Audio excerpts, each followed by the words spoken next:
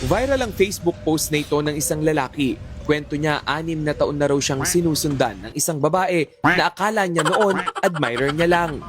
Pero dumating raw sa punto, pati mga kaibigan niya chinachat na ng babae. Nakapanayam ng News 5 ang lalaki. Kwento niya nagsimula raw siyang kausapin ng babae noong pang 2018 para humingi ng fan sign. Awa ko mag-expect nga, dako day kayo siya ang gusto nako. Di po na ko siya ma-blame kay Wapo ko, makita lang sa ninyo nga, wapo ko, dagang kain kasunod-sunod akong mga babae. Hindi ko na ako ma-blame siya. Simula raw niyan, sunod-sunod na ang pang-i-stalk ni Ate Girl sa singing contest na sinalihan niya hanggang sa kanyang trabaho. Sa sobrang lala nga raw ng stalking ng babae, dumarating din siya sa family gatherings. Birthday sa ako igsuon, niabot na si Snooker. Sa mua, gadala o kanding.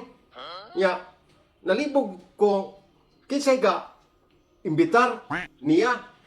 Nganong naabot siya, gadala po yung kanding.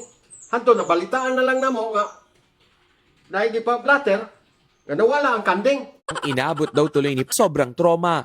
Mao na nga, karon hadlo kay ko, sa iyaha kay, nalibog ko, nganong siging gasunod-sunod na ko. Makatruma. Nakapanayam din namin ang sinasabing stalker ni Tago na lang natin sa pangalang Girly.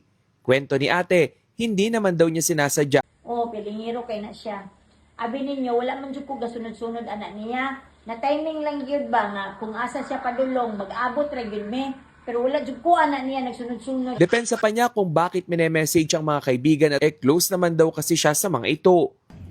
Na timing pod nga pag ato na ko sa ilaha kay gi-invite ko sa iyang igsuon na ay birthday. So niabot ko dito nikaon po kog apel. Pero wala jud ko anak niya ni ato sa ilahang balay kay siya akong tuyo oy. Pinagpaplanuhan ng magsampa ng reklamo. Ato ko sa police station, doon raman din nasa tay kaila din ha. Ako na lang unhan kay basig mabalita. Ingon ta nga ako mo iga sunod-sunod niya. Gwapo biya kayo ko. Pagbabalita mula sa frontline, Rainiel Pawid,